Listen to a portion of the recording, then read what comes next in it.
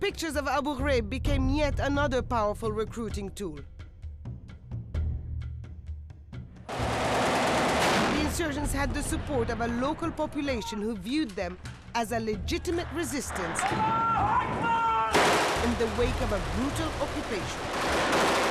Their foods are sent by the people of the areas. They cooked for them and they send it to them.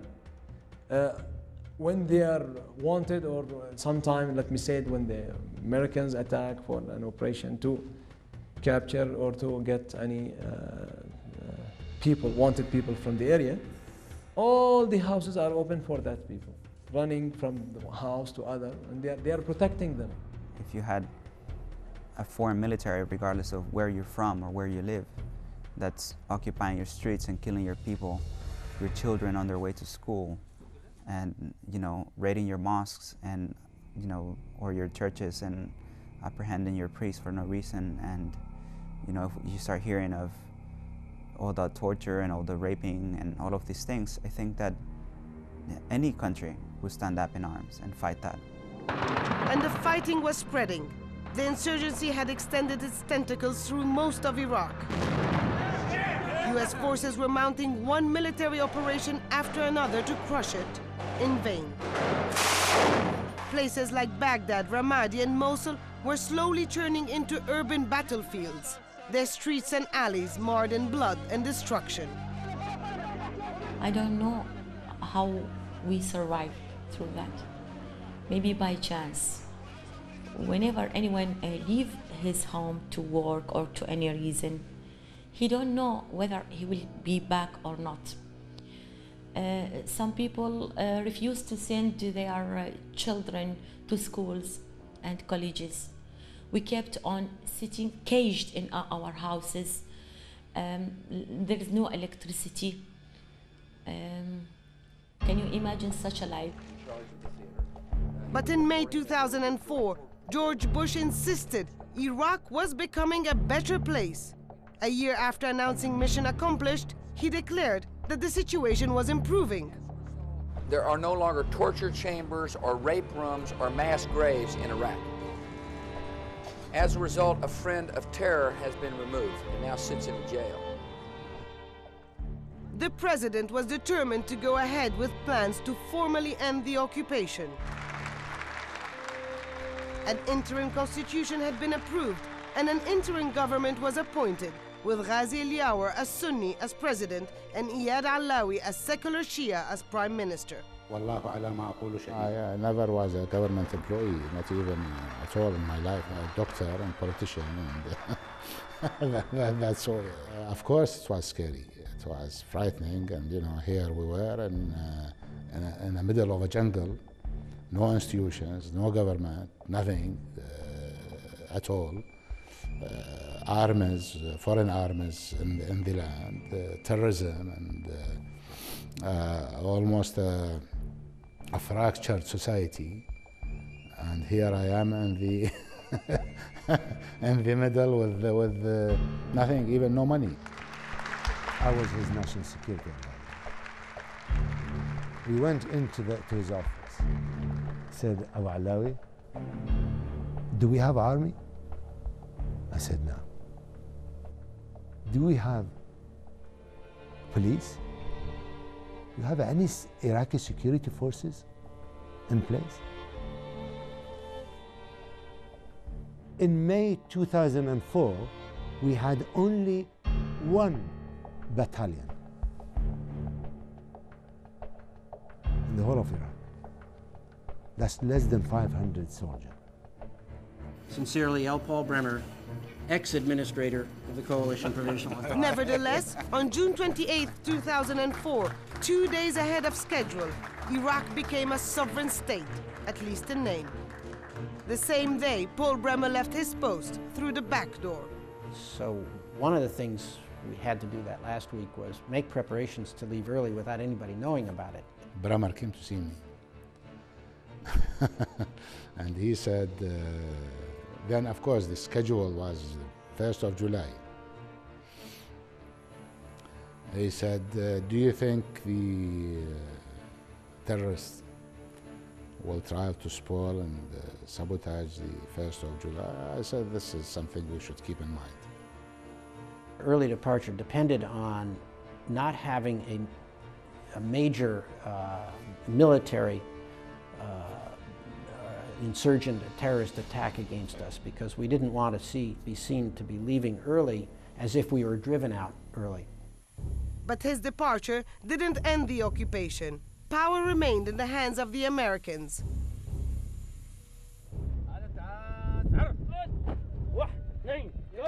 And rebuilding the security forces had become a priority.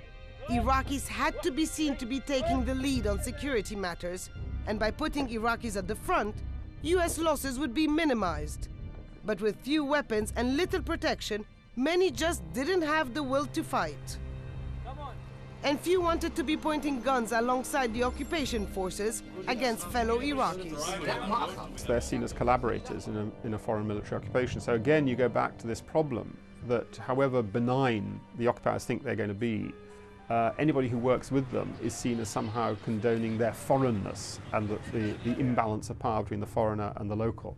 And so, of course, becomes open to the charge of a collaborator and should suffer the fate of a collaborator. Iraq was entering a new deadly phase. By the summer of 2004, gruesome videos of beheadings were released on the internet amid claims that al-Zarqawi was responsible. Their impact was immediate.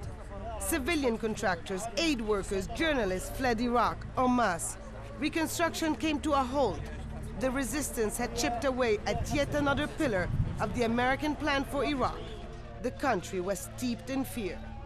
By 2004-05, by many groups in Iraq, that the only way you're going to be noticed and you're going to be recognized is by using violence or threatening to use violence, or if the threat doesn't work, you actually use it. One of the arguments by many Iraqis that I've heard after the invasion is, thank you very much, you got rid of one Saddam and you left us with 50. Increasingly, individuals were taking advantage of the chaos to advance their own claims to power. Among the most prominent was Shia cleric Muqtada al-Sadr, whose Mehdi army were locked in a months-long standoff with coalition forces. His popularity skyrocketed. Al-Sadr became the symbol of Shia resistance, and initially, he also retained the support of the Sunni resistance, with aid flowing between Sunni Fallujah and Shia Najaf. We welcomed the emergence of the resistance from the Mehdi army in 2004. It was a happy moment in the history of Iraq to have a resistance from the Shia side. But those who resisted the occupation were cleansed out from the militia and replaced by a leadership loyal to Iran. The sectarian killings would soon take their toll. By the end of the year, Sunni armed groups and Shia militias would be pointing guns at each other. In November 2004, a second offensive was launched on Fallujah. Operation Phantom Fury was meant to go after Sunni armed groups, but most of them had already left town by the time the assault began. The residents and fighters who stayed behind would incur the full wrath of the world's only superpower. You shoot them? They have your weapons on? He's faking he's dead. He's breathing. Within days, the fighters showed up unharmed and undeterred in Mosul, Baqouba, Ramadi, Samarra, and around Baghdad, defiantly parading on the streets and mounting one attack after the other. The Fallujah operation created a humanitarian disaster. Most of the 300,000 residents had fled ahead of the battle and were forced into refugee camps. They had no homes to return to. But far removed from the massacre in Fallujah, one house stood firm, the White House. And with the US election just weeks away, George Bush's campaign received an unexpected boost. On October 17th, al-Zarqawi pledged allegiance to Osama bin Laden and announced the formation of Al-Qaeda in Iraq. Zarqawi actually made a big mistake when he issued or established Al-Qaeda organization in Iraq, because he served the American and he gave the American a real reason what George Bush was looking for in front of the world, after all the world found that all the war against Iraq was built up on a lie. So help me God. So help me God. Congratulations. Bush was duly re-elected for a second term by Americans still haunted by the attacks of 9/11. But November was the deadliest month so far for US soldiers in Iraq. More than 1,000 had been killed since the announcement of mission accomplished. Top intelligence experts give a bleak assessment for the future of the country. They even say that if the sectarian war continues, Iraq will find itself in the grips of an all-out civil war. President Bush dismissed these warnings. He even said the CIA is just guessing. The targeting of Shias by Sunni groups and retaliatory killings of Sunnis by Shia militias had created a wedge between the two communities. A new front in the war was opened, this time pitting Iraqis against each other. The seeds of a ruthless sectarian war were sown.